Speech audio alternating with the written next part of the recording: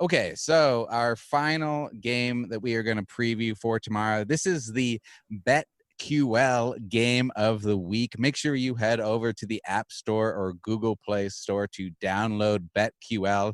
You can also head over to betql.co and enter the promo code SGP20 for 20% off your subscription. So, our BetQL game of the week, I picked it, so of course it's going to be the Suns. We've got the Dallas Mavericks versus the Suns. We do not have a firm line on this yet. The Dallas Mavericks are officially locked into the 7th seed in the Western Conference. That doesn't mean they won't still want a little revenge against the Suns, since the Suns beat them earlier in the bubble by just 2 points. So, according to BetQL right now, the against the spread records for the Mavericks this season are 40-34. Against the spread record for the Suns is 36-5 or 36-35-1. So, they're against the spread records a little bit closer than their straight up records this season. Mavericks cover 54% of the time. Suns cover 50.7% of the time. Now, Luka had 40 points in the last game against the Suns, and they still lost. He had 11 assists, which means he was still getting other teammates involved. He wasn't just jacking it himself. Still, Kristaps had 30 points, and the only other Mavs player in double digits was Seth Curry with 16. So really that scoring was all lumped on just 3 players. What overall, I mean, Luka's stats look great in the bubble.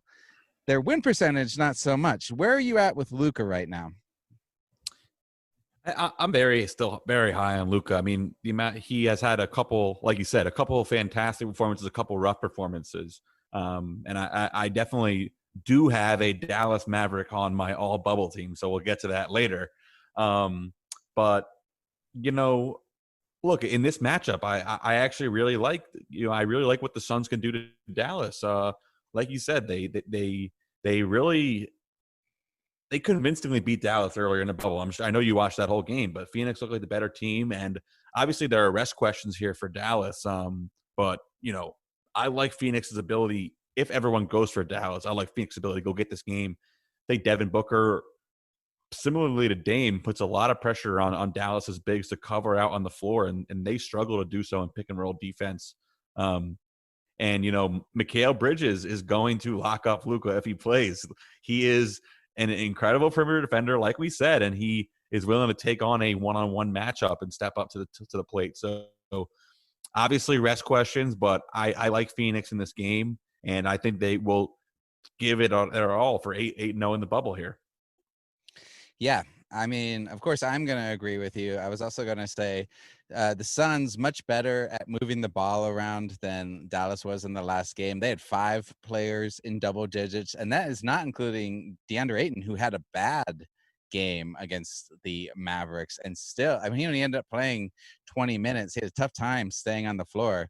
I think he could bounce back, have a better game for them, and really be an asset. Right now, Mavericks are saying that Seth Curry and Porzingis are questionable. I would imagine if they're banged up, they would probably sit. Maybe just Luka goes for them. I'm not sure. And also, the last thing I wanted to say, according to BetQL, both of these teams are 5-2 in the bubble with games going over the point total. So definitely look for that. Yeah, I think over here looks really good. We don't have a line, obviously, but the Suns are a team that likes to get up and down, and both these teams can really score it. And like we've been saying all bubble, if motivation's not there for Dallas, they're still going to try to get buckets. They're going to rest on defense, if they're not trying to go hard. So it really opens the door for some nice overlooks when one team is a little bit checked out. We could have a very, very high scoring game tomorrow, and that will make it fun, even if Dallas's stars don't play.